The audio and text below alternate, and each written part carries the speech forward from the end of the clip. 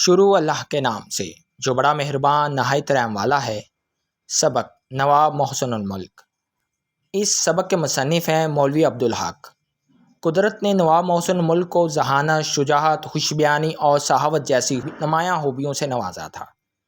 ان کا خطاب محسن الملک ان کی شخصیت کے عین مطابق تھا۔ پارس پتھر کی طرح جسے چھو لیتے کندن بنا دیتے۔ دوست دشمن سب پر مہربان تھے۔ آپ کی انتظامی قابلیت، دور اندیشی اور سیاست دانی جیسی خوبیاں ریاست حیدرآباد میں سامنے آئیں۔ دماغ ایسا رسا کہ پیچیدہ معاملات کو فوراً حل کر لیتے۔ اگر ترکی یا کسی اور ملک کے وزیر خارجہ ہوتے تو بڑا نام پیدا کرتے۔ آپ نے حیدرآباد کے لوگوں پر جو احسانات کیے، ان میں ریاست کا بجٹ بنانا، بندوبست کے محکمے کا قیام اور مال گزاری میں اصلاحات وغیرہ شامل ہیں۔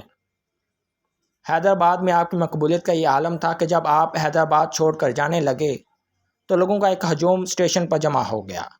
آپ کے جانے پر ہر آنکھ نم تھی۔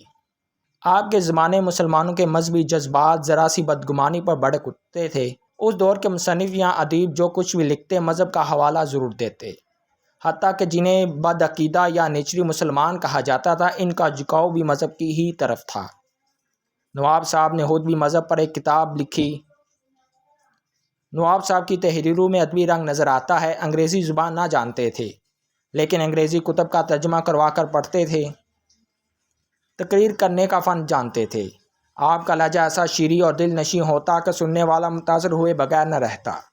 بدرالدین طیب جی جو سر سید اور علی گڑھ تحریک کے مخالف تھے، ایک دفعہ آپ نے ان کے سامنے ایسی پردرد اور پر اثر تقریر کی کہ وہ رو پڑے اور مخالفت ختم کر دی اور علی گڑھ کالج کے لیے چندہ بھی دیا۔